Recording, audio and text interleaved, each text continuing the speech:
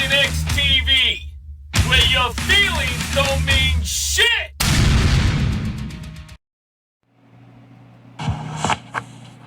This is an automated message from Alberta Health Services for Andrew Theobald, an individual who has tested positive for COVID-19, also known as the coronavirus, has identified you as a close contact. It is imperative that you promptly take the following actions to protect your health and the health of others. Please self-isolate immediately in your home. Limit your contact with other members of your household as much as possible. Do not leave your home under any circumstances. If you are showing symptoms such as sore throat, cough, fever, body aches, shortness of breath, please call 811 to report your symptoms. You are especially at risk because you have a tiny wiener. It is so small and therefore you will become much sicker than an individual who had, let's say even an average-sized or slightly below average-sized weenie because your weenie is so tiny. The CDC is reporting nearly a 100% death rate for people like you who have small wieners. This is especially troublesome for you because your weenie is the smallest weenie in the whole world. You have a tiny wiener. I bet you don't know why black people, not niggas, celebrate the 4th of July. The Republican Party in Texas was started on the 4th of July, 1867 in Houston, Texas by 150 blacks and 20 whites. I bet you didn't know that shit, now did you? It was that way across the South. The Republican parties were started in the South by African Americans. Black people was the original Republicans. We started this Republican shit, and this is the motherfucking thanks they get. In the state of Texas, 2 of our first 3 statewide Republican chairmen were African American. Well, go on. The first 42 black legislators elected in Texas were all Republican. Can I hear more? The first 112 black legislators elected in Mississippi were all Republican. You bullshitting. The first 190 black legislators elected in South Carolina were all Republican. Is there more? The first 41 in Georgia, the first 127 in Louisiana. So now you've got all these African Americans really stepping up and starting to gain political standing, political power. And you know who couldn't take that. Now, you have Democrats on the other side who have been very racist. It's in their platforms. They support the Dred Scott decision. They think the fugitive slave law is great. They started a nation to keep slavery alive. Very racist. The party black people support now, the KKK. I meant the Democrats. And so now they're facing a situation where that these blacks are now their rulers. You mean to tell me America was never great for blacks? That's not what I heard. Are now in office, are now U.S. senators, are now U.S. How do you stop that? In order to put Democrats back in power, you got to take blacks out of power.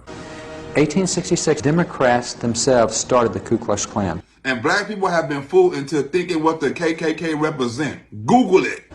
Its purpose was not to kill blacks. Its purpose was to take control and return Democrats to power. Before these niggas get too much power. Now, if you're looking for a Republican that you want to take care of, you can wipe out any black you want because they're 100% Republicans at that point in time. That means they're going to kill your ass no matter what color you are, as long as you're a Republican. It's kind of like now, they're going to crucify you no matter what color you are, as long as you're a Republican. Times have not changed. Ain't that a bitch? You can't wipe out any white. I mean, some whites might be Democrats. You got to be a little more judicious when you're wiping out whites. When you wipe out somebody white, you got to first find out if they like somebody black. So what happens is the Ku Klux Klan starts attacking, not blacks, Republican conventions. Because that's where niggas and nigga lovers will be at. For example, in New Orleans, in the Republican convention in Louisiana, the Klan joined with the New Orleans police, joined with the New Orleans mayor, Democrats. They attacked physically at the convention in New Orleans, Republican convention. They killed 40 blacks, killed 20 whites, they wounded 150 others. Damn, white people getting killed side by side with black people by Democrats. Or as you might know them as, the KKK. 1868, they put out a push card in South Carolina, and it listed what they call the radical members of the South Carolina legislature. That push card's about the size of a baseball card. It was put up by the Klan. Klan put it out. It had the pictures of 63 legislators that needed to be wiped out in South Carolina. Let me guess, Republican legislators. 50 of those legislators were black, 13 were white. Now, They were all 63 Republican. And on the Democrats' shit list. On the back of the card, it gave you the name of each legislator so you'd know who you're trying to kill. We killing all niggas, but these are special niggas. Congress starts these hearings in this group called the Klan.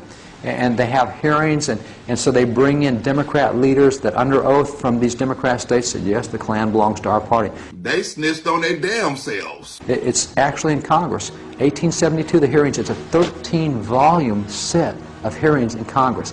Unequivocally, Democrats say the Klan is ours and belongs to us. It's there to restore Democrat control in the southern states. And kill niggas, I meant Republicans, and nigger lovers, I meant white Republicans. Those guys who lived through it made it very clear. For example, one of the early black congressmen was John Roy Lynch. Another early black congressman was Richard Kane. And they're having to fight the Klan physically for their own safety. They go armed to Congress because of the Klan attacks. Damn, have things always been this hard for black Republicans? These guys said if we as blacks would simply stop voting the Republican ticket, if we would agree to vote the straight Democrat ticket, all the violence against us would be stopped. And niggas told me if I stop telling Donald Trump jokes, they'll stop calling me a coon. Well, I better give me a damn coon shirt. I mean, if I'm going to be told what to do, especially by the KKK, I meant the Democrats. The people that have been destroying our community our whole life. Between the 1870s and the beginning of World War I, black pioneers settled more than 100 all-black towns in the West. Because once upon a time in America, black people own shit, like our own community. Each with the goal of economic independence. Sometimes Black Lives Matter don't know nothing. Black Lives Matter really don't know about black history or about what the fuck black people need. Tell me what the demands are. We want to control our communities. We want to control our schools. We want to control our economics. You can't control your economics by controlling your own motherfucking business, your own motherfucking jobs, and your own motherfucking destiny. And we want access. We want equity. I do not believe in equality. We do not fight for equality. Equality is a myth. We didn't have equality in the 1920s, but what we had is unity in the community. If we were to go back in time to 1920 and walk up and down Greenwood Avenue, one thing that would probably strike us is the absolute variety of businesses. The numbers are astonishing. 30 restaurants, 45 groceries and meat markets. There were dry goods stores, milliners, photography studio, dental offices. Greenwood is no longer called Greenwood. It's now known as Black Wall Street. Like Seattle Police Department is no longer Seattle Police Department. It's CHOP. It's our job as organizers to set forth demands. Demands? What demands? Demands for some more free shit? When black people had their own community, we had our own money. This whole idea of self-containment really existed there. The dollar would stay in that community sometimes over 3-5 years before it ever went outside of the community. It wasn't no dollars going out the black community. Now there's no dollars going in the black community. Thanks, Black Lives Matter. We plan on creating and advocating for a new existence for black people in this country. A new existence? I'd rather go back to the old existence. You know, the ones that the Democrats destroyed when we used to police ourselves. On Tulsa's Black Wall Street, African Americans, including armed veterans, watched nervously and prepared for what might come. Back then, we really did police ourselves. Countering this white militancy is very much an African-American spirit of we're going to defend ourselves. If the mob comes, we're not going to run. We've got our guns and we're going to protect ourselves. And that was especially important and valuable and potent in Greenwood. Being able to defend ourselves against the Democrats or the KKK, the same party that's trying to take our guns now. And the KKK, or the Democrats as you might know them, set up this race riot so they can wipe out the whole black community. This white woman is in an elevator and this black teenager allegedly whistles at her or talks to her. He is taken to jail. The girl didn't press charges and he was released. A mob gathers of whites and blacks, and blacks in Tulsa are armed. They take their Second Amendment rights seriously, and they come with guns. To protect their own from the Democrats, the KKK. And this is a threat. Someone fires into the crowd, and the riot is born. The fake race riot, that was a slaughter. This was not about the whistling boy in the elevator. This was about blacks becoming too economically powerful. And the Democrats, the KKK, will never accept a black man having more than them. They not going to allow it. They're going to set it off. There was a whistle that blew, and then the mass invasion and the destruction of Greenwood began. When the smoke cleared in the early morning of June 1st, 1921, Black Wall Street lay in ruins. And the Democrats lay in celebration. This is by far the largest single incident of racial violence in all of American history. Sponsored by the KKK, or as you might know them, the Democrats. The Democrats didn't want you in government with your own community or have a right to vote. In 1964, incidentally a year that 3 of our civil rights workers were killed in Mississippi registering blacks to vote. And the civil rights event, just like then, it took a murder to set it off. Just like the civil rights events of now. They called it Freedom Summer, 1964.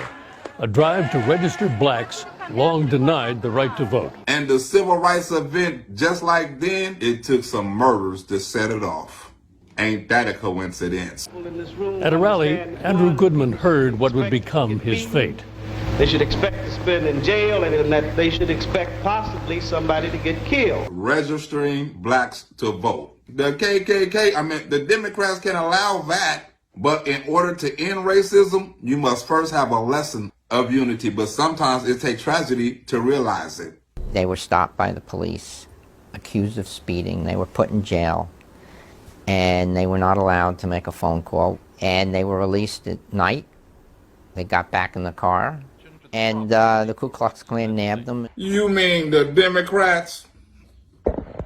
For the latest on the search for the 3 missing boys. The men's disappearance made national headlines. President Lyndon Johnson ordered federal agents to Mississippi. I bet he did as a front. I asked Hoover 2 weeks ago, after talking to the Attorney General, to fill up Mississippi with FBI men and infiltrate everything he could. You mean the KKK? It's awfully strange how the Democrats all of a sudden threw a search party. What do they think happened? Think they got killed? Nigga, stop playing on the phone before I hang up. You know they did. This morning they had absolutely no trace. There's no sign of the automobile. They have found nobody who's seen the car or the 3 people. So as far as they're concerned, they just disappeared from the face of the earth. Yeah, that's possible. Goodman, James Earl Cheney, and Michael Schwerner were murdered, taken by the Ku Klux Klan with the help of a sheriff's deputy, shot at point-blank range, and buried. As political pawns. Another white person dying side by side with black people for social justice. President Johnson sent the FBI and was briefed regularly by Director J. Edgar Hoover. I bet he was. Apparently what's happened, these men have been killed. How you know? Well, now what would make you think they've been killed? Because we killed them. That's how we know.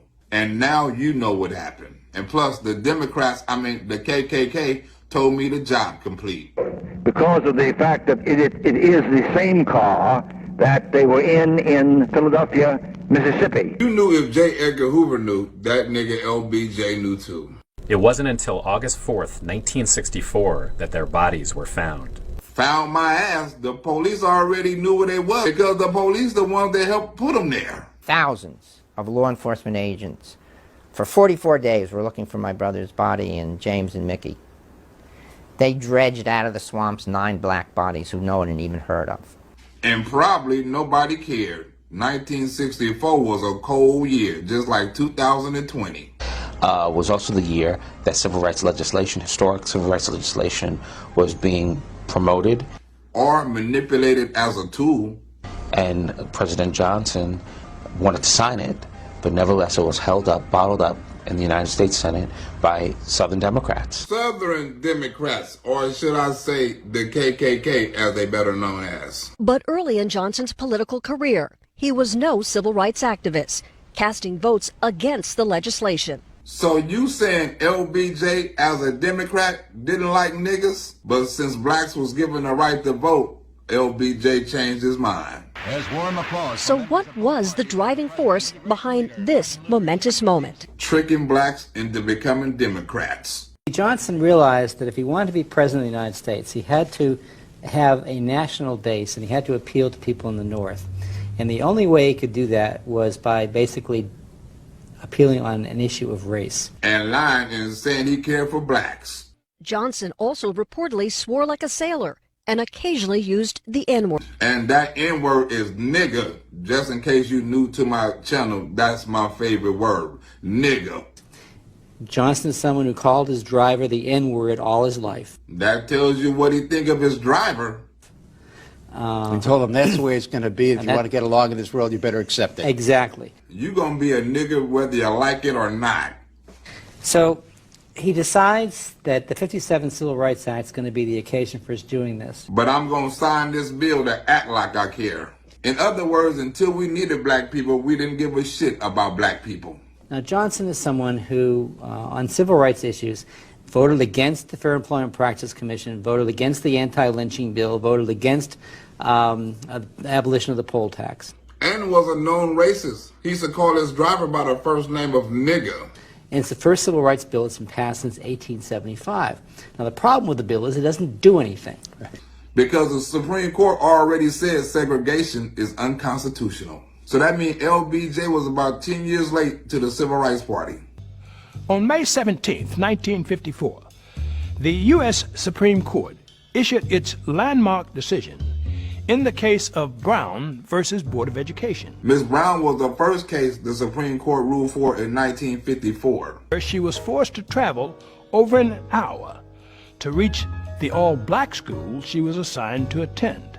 When she tried to enroll in the closer neighborhood school, which was all white, the request was denied. Because she was black. In the U.S. Supreme Court, Brown was represented by NAACP lawyer Thurgood Marshall. He argued that segregated schools were harmful and left black children with feelings of inferiority. And somebody had to show the difference between white schools and black schools so you can see the discrepancies. At the height of the Depression, a lawyer named Charles Hamilton Houston set out to expose the inequities of Jim Crow. And how'd that work? Charles Hamilton Houston took a camera, went into South Carolina, and did a visual documentation of separate and unequal. That's kind of like CHOP right now. They separate and unequal. They unequal because the motherfuckers is broke. They got crackheads and everything over there. With this visual evidence, Houston began building a legal case against Jim Crow, showing just how unequal education was between black and white students in America. And he had a lot to show. They would film a black school. Often they'd be in just shacks. I mean, you know, places that had cracks in the walls and children crowded onto benches, no desks. And then he would go to the white school, neighboring white school. 2-story, brick, basketball courts. And you know they should have had the basketball court in the black schools. They should have gave the white kids a golf course or a putting range. And he used it to inform people around the country and to help mobilize black people to fight for their children's future. And Black Lives Matter right now is fighting for their rights. They're not fighting for our kids' rights. Black Lives Matter hollering about what they want, not what our kids need, like education. The court unanimously decided in Brown's favor, declaring that separate educational facilities were, without exception, unequal. And back then, we done it legally. And yet, symbolically, it is a major break. And that is what allows Johnson to make the segue and transition into being a national political figure. And LBJ used black people not knowing about the Supreme Court decision to his advantage. Remember, we didn't have internet back then. And it gives him, to some extent, the legitimacy when he becomes president after Kennedy's assassination to wrap himself in the mantle of civil rights. Yep. And to use this as Kennedy's legacy. Because it damn sure wasn't his legacy. He was racist, as well as the rest of the KKK. I meant the Democrats. And President Johnson wanted to sign it, but nevertheless it was held up, bottled up in the United States Senate by Southern Democrats. The Democrats didn't want to sign the Civil Rights Act? And one Democrat in particular, who was the last individual to try to obstruct this legislation, was a guy named Senator Robert Byrd of West Virginia. Robert Byrd, the longest running senator in U.S. history. You can't go to heaven if you hate anybody. And known racist. Just look at his friends. It is almost impossible to imagine the United States Senate without Robert Byrd. Or imagine the KKK without Robert Byrd, who for 14 hours and 13 minutes held a filibuster against the civil rights legislation. Because that's what the KKK, the Democrats do. Robert Byrd used the nigger word 3 times on a national televised TV show. And I use it 100 times in a skit, but I'm black. We practice that. There are white niggers. I've seen a lot of white niggers in my time. I'm going to use that word. So that makes 2 of us, because I haven't seen too many white niggas either. No outcry at all. Nobody said a thing, at least from the Democrat. No, the Black Caucus didn't say anything, the NAACP, no outcry. Because they both controlled by the Klan. There's no price to pay when you're on the left and you make intemperate racial remarks. There's no price to pay. We say, well, it's just, we're making much to do about nothing. Nothing to see here. Please move along. All he done was said nigger a couple of times in public. Contrast that with the absolute silence of the liberal media. Just like the Democrats, the KKK, the Democrats control fake news now. That's a damn shame. They had fake news then, just like they got fake news now. Around Bob Byrd being praised, a Klansman, a Klan leader, not just a member of the Klan, not just influenced by the Klan, but a operational leader of the Klan. And nobody said shit. Well, they did, but not about the racist shit. From my first day in the Senate, I sought out his guidance, and he was always generous with his time and his wisdom. And the baby eater said he was her role model.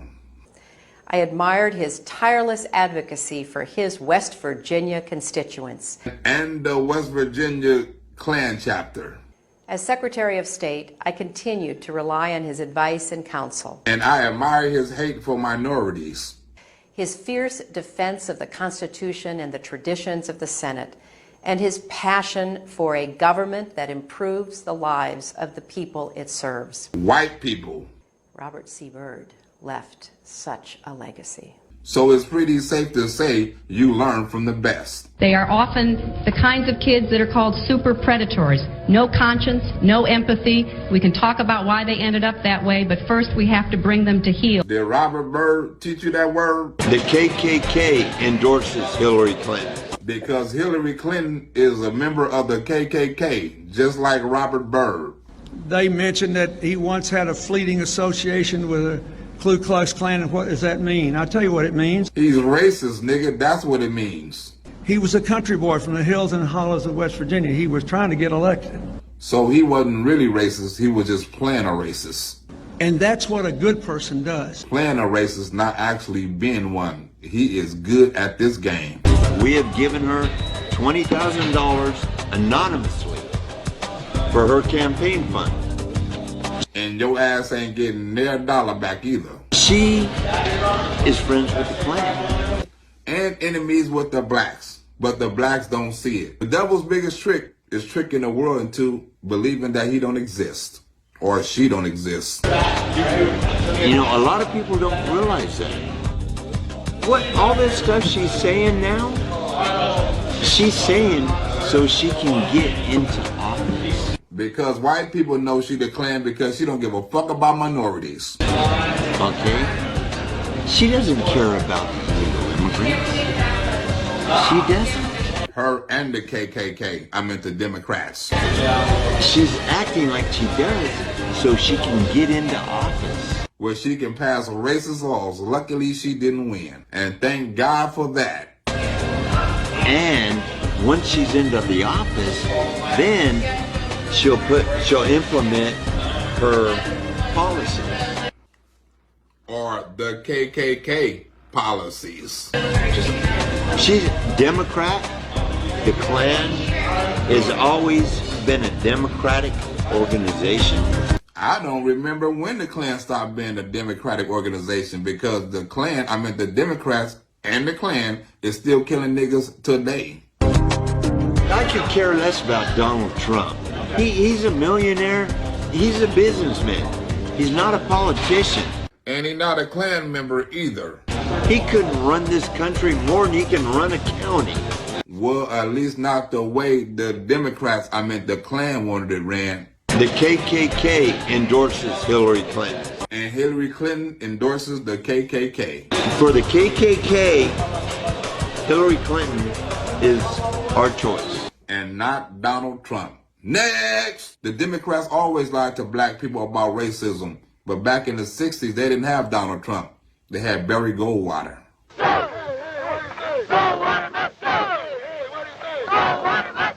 What I remember most about the 64 campaign was the 64 Civil Rights Act.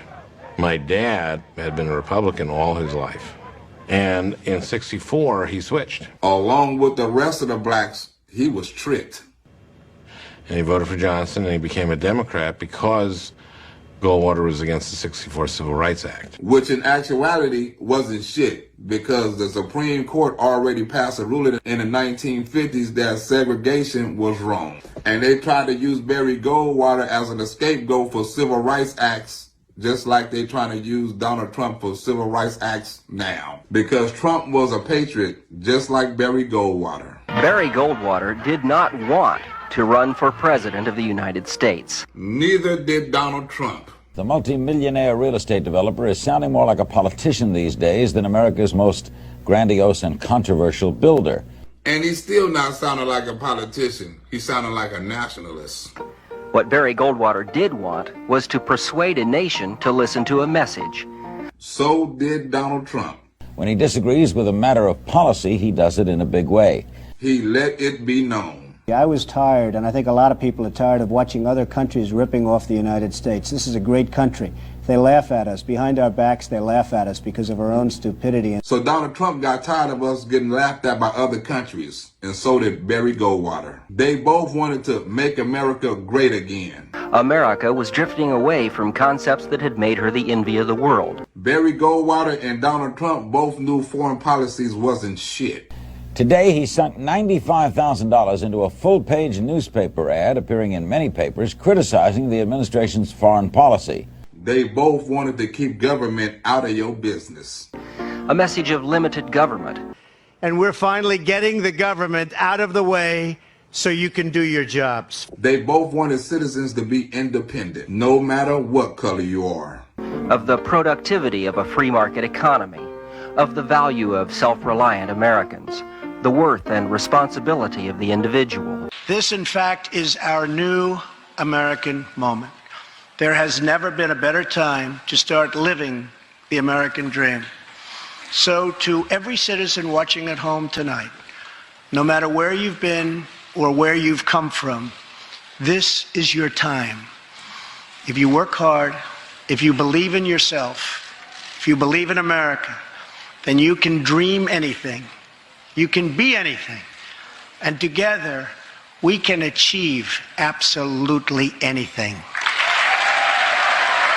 But when Republicans preach freedom, together we are rediscovering the American way. In America, we know that faith and family, not government and bureaucracy, are the center of American life. The Democrats try to discredit them and say they both crazy. Thank you. Go ahead, what we witnessed on the part of the president was a meltdown. Sad to say. Too simple. Too old-fashioned. This guy's a nut, said some critics. Yeah, critics of the Klan. The president's fitness for office is something that is being called into question. And this is why Donald Trump had to run for president. He had to wake America up. Barry Goldwater did not want to run for president. But like Donald Trump, he had to. Rumblings in the Trump camp point as far as the presidency. Could the Manhattan magnate be eyeing the White House, or is he just calling a bluff? But Trump don't bluff. He's strategic, like Barry Goldwater. But Barry Goldwater was way before his time, because nobody gave him a chance, just like Donald Trump. But Trump won. Well, I think that Senator Goldwater is going to shock a whole lot of people by putting up a better fight than most people expect him to, because white people in America, by and large, are becoming increasingly conservative and also very militantly against the fast pace that they think that our people are pressing them toward. So Goldwater stands a better chance than a whole lot of people think. And if it wasn't for the KKK, I mean the Democrats tricking blacks, Barry Goldwater would have won. But Barry Goldwater or Donald Trump didn't give a damn about being president. They just knew it was something they had to do. But if the race was to be made, he'd let the chips fall where they may. Well, they can presume whatever they want. I have no intention of running for president, but I'd like the point to get across. And since he became president, he have another part to get across. See, the bottom line is, I know you like me, and this room is a love fest, I know that, but you have no choice but to vote for me. Like they should have voted for Barry Goldwater. But I guess America wasn't ready for the truth. He shoots from the hip, they said. He has the courage of his convictions, said others, and added, I don't agree with him, but I respect his honesty, his candor. And so they voted. And just like Trump, if Barry Goldwater would have gotten office and chose a different set of promises, he probably would have kept his promises too. Like Trump, because we can't make that mistake again and vote for the Klan like we did in the 60s. Because your 401ks, down the tubes, everything's going to be down the tubes. So whether you love me or hate me, you got to vote for me. Who in the hell else you going to vote for? But as years passed and events unfolded, abroad and at home, some have concluded that perhaps Barry Goldwater had indeed offered America something special back in 1964. A look at a true patriot like Donald Trump. We are kind of the world's keeper, are we not? I don't believe we should be. Me neither, because Donald Trump is the president of the United States, not of the world. Hungry globalists. You know what a globalist is, right? You know what a globalist is. A globalist is a person that wants the globe to do well, frankly, not caring about our country so much. And you know what? We can't have that. Joe Biden is a globalist, but Barry Goldwater wasn't.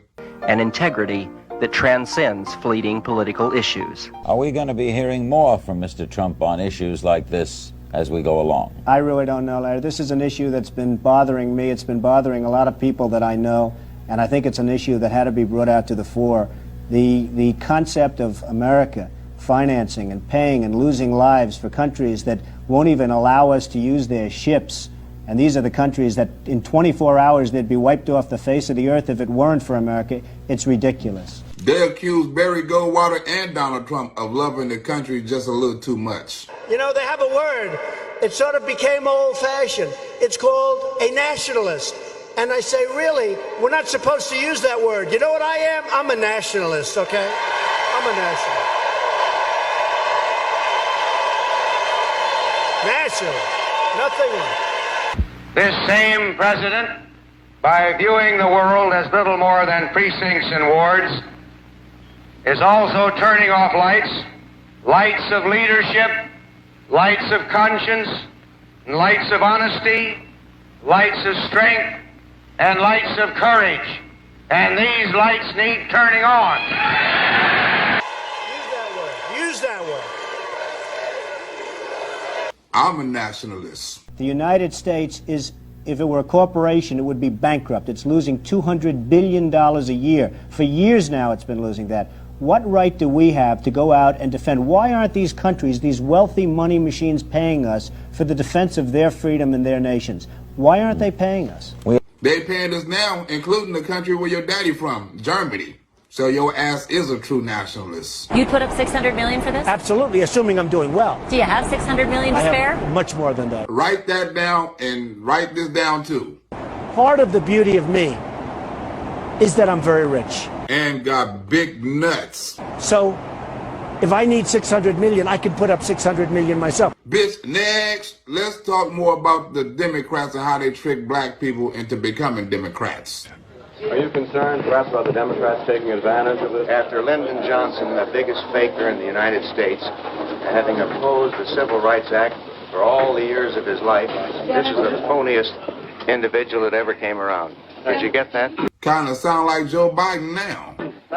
Lyndon Johnson, a Southern senator who'd long been ambivalent about civil rights legislation, made big efforts to complete an agenda that Kennedy had not been able to complete. And we all know why that is. He got Jeffrey Epstein. And just like Donald Trump, the Democrats tried to paint both of them as racist. But the fact is, they both just stuck to the Constitution. You have said, I believe, that we have no right to tell the southern states what they must do about school integration. I can't understand this statement. Do you mean to say the Supreme Court decision is null and void? No. Don't be putting no words in my mouth. I wonder what news channel CNN was back then.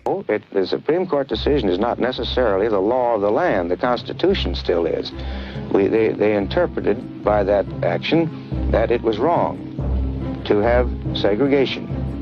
Now, they didn't spell out what was to be done. That should be left up to the states. But the Democrats took that statement and called Barry Goldwater racist. Conservatives did not feel that it was something that the federal government should legislate on. And took his statement about the Constitution the wrong way. I will never vote for a public accommodations clause in any civil rights bill because I think it's unconstitutional. I think it tampers with the rights of assembly, the freedom of speech, freedom of religion, and the freedom of property. That's why Donald Trump is big on judges, to make sure the Constitution is honored. In my home state, we have very few public places that remain segregated by pointing out to business people that it is morally wrong to practice discrimination, and it's also economically bad. This type of approach, while I know it's time-consuming, it is having its effect, will have its effect, and I think it will achieve what we want. And that's when black people turn Democrat. This is the basic disagreement between the Negro community and Senator Goldwater. They don't think he's prejudiced. They don't think he's a racist. I don't think he's a racist. But they can't go along with a man who says we ought to let what's going on in Mississippi be settled by Mississippi. Ain't that kind of what Donald Trump is asking Seattle to do right now? Let Seattle be settled by the people of Seattle? And the federal government ought to knit or do something else. This we can't take. Back then, black people wanted feds in their business. Now, black people want feds out their business because that business concerns Donald Trump. On the eve of the convention, 40,000 people, half of them Negroes, demonstrate against Goldwater in the largest civil rights demonstration since the March on Washington last summer. Now it's the marches and the riots after the George Floyd death. I am compelled to urge Negroes and all people of goodwill to vote against him. His election would be a tragedy and certainly suicidal almost for the nation and the world. And if you get the king of the civil rights movement to say Barry Goldwater is racist, then you pretty much are fucked. The Democrats knew Martin Luther King was really a Republican. He only voted with LBJ for civil rights. That's why they had to kill him. Because if a Republican like Ronald Reagan would have came along and offered him a better deal, black people probably would have still been Republicans. You know, nobody knows, or none of us knew, what Senator Goldwater's motives were. We had to take him at his word that this was a constitutional, a philosophical objection. People respected that there could be a difference of opinion, but he was wrong. He was just plain wrong. And because he was wrong, he made his party wrong. And black people turned Democrats, but you got to ask yourself, was he really wrong? Donald Trump and Goldwater were so much alike they even shared the same opinions about reporters. Well, I happen to think I'm in a pretty tough race. I'm spending the money that I legally can. That's the answer. In fact, it's a stupid question, if you don't mind my saying so. Rein in Robert Mueller. What a stupid question that is. What a stupid question. But I watch you a lot. You ask a lot of stupid questions. And before there was Judge Kavanaugh, there was Judge O'Connor. What do you want to talk about? The Air Force or Chile? Judge O'Connor. Oh, Sandra O'Connor. And the news loved Barry Goldwater and Donald Trump because interviewing either one of them, you never know what they might say. The Reverend Jerry Falwell says that good Christians should be opposed to Sandra O'Connor.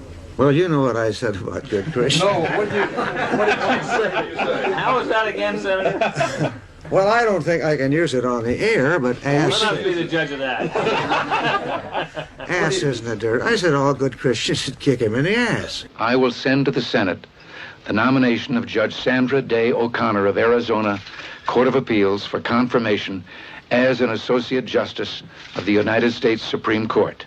And just like Judge Kavanaugh, the Democrats hated that. Last night, President Trump took a step that millions of Americans feared he would take, and nominated to the Supreme Court someone who would fill his campaign promise to overturn Roe and declare health care for Americans unconstitutional. And it was all over the same issue, abortion. The White House has received thousands of letters and telegrams opposing Judge O'Connor's nomination from Right to Life groups. The Democrats held open protests on both their decisions. Listen, if you are a young woman in America, or you care about a young woman in America, pay close attention to this nomination.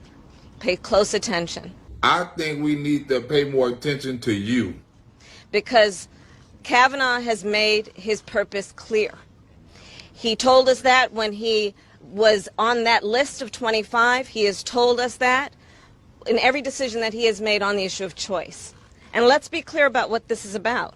It's about government taking on the decision about a woman and what she does with her body instead of giving that woman and her family and her God the power to make the decision for herself. Just keep killing black babies, huh? Considering abortion disproportionately kills black babies in America. And Planned Parenthood's founder is a known racist eugenicist. She's a Democrat. During my nomination, there was some criticism from one or two people who weren't too happy about it. Barry Goldwater had been a senator for some years.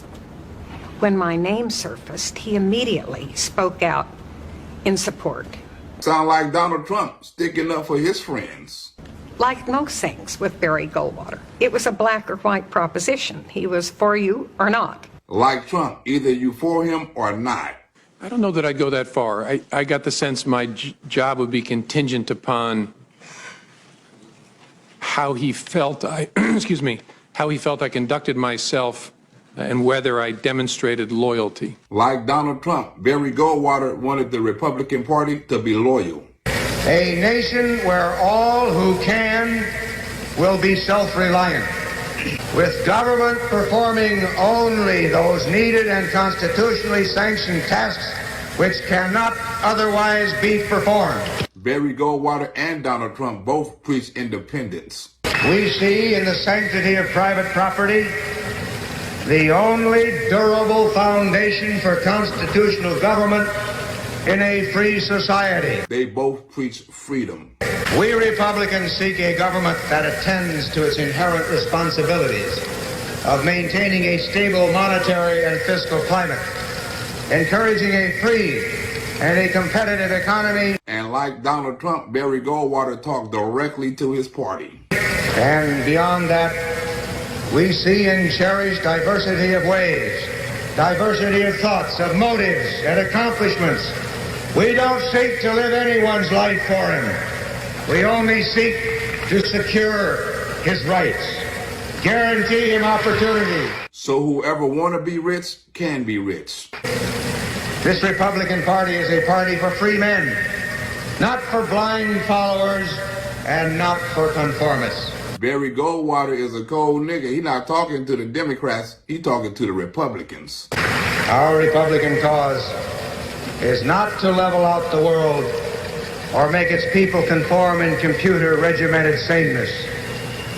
Our Republican cause is to free our people and light the way for liberty throughout the world. In other words, real niggas and fake bitches.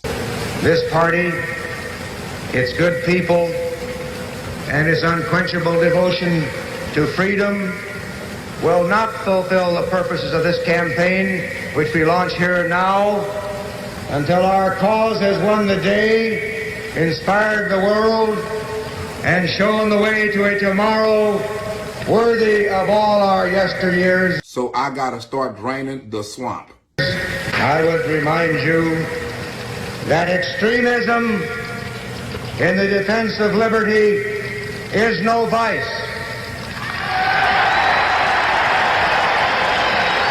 Because I'm a nationalist. We're not supposed to use that word. You know what I am? I'm a nationalist, okay?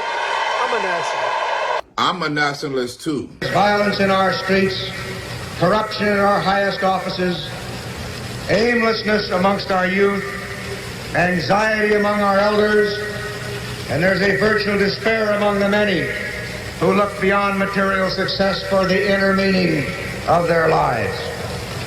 If Barry Goldwater would have gotten office, they would have killed him. Probably like the Democrats want to kill Donald Trump. And some Republicans. Just look at the shit Donald Trump is doing to fuck off the church's money. It is time to drain the swamp in Washington, D.C.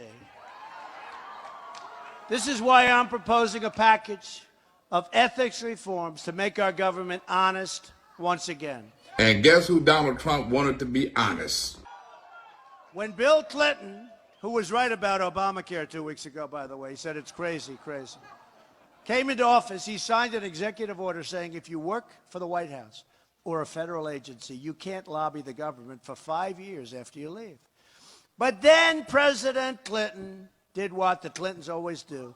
He rigged the system on his way out, right? Clinton lifted the executive order so Clinton cronies like John Podesta could start raking in cash. When you think of Hillary, think of our real slogan. Buy one, get one for... What? Kids? Ain't that a bitch?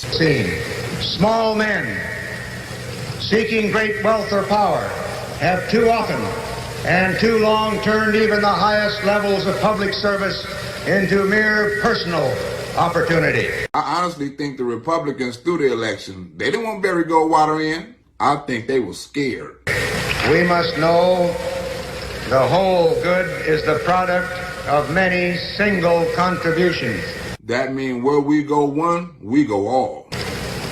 And I cherish a day when our children once again will restore as heroes the sort of men and women who, unafraid and undaunted, pursue the truth. Equality, rightly understood, as our founding fathers understood it, leads to liberty and to the emancipation of creative differences. This speech right here is when the Republicans turned on him. Wrongly understood, as it has been so tragically in our time, it leads first to conformity and then to despotism. Barry Goldwater was talking about abuse of power way back then. You think the Democrats can really afford 4 more years of Donald Trump? So here's what we as a group are announcing tonight. First, I'm going to reinstitute a 5-year ban on all executive branch officials lobbying the government for 5 years after they leave government service. I know that freedom is not the fruit of every soil. I know that our own freedom was achieved through centuries by unremitting efforts of brave and wise men. They probably couldn't have took 1 year of Barry Goldwater. Before I go, the Dems have a message for you. Niggers. He was a Senate icon. He was a party leader. He was an elder statesman. Niggers. Robert Byrd was a deeply religious man. There are white niggers. I've seen a lot of white niggers in my time. I'm going to use that word. Barbaric. Niggers. Barbaric. Niggers. Barbaric. Niggers. Barbaric. White niggers. Barbaric. Niggers. Barbaric. Niggers. Barbaric. Shout out.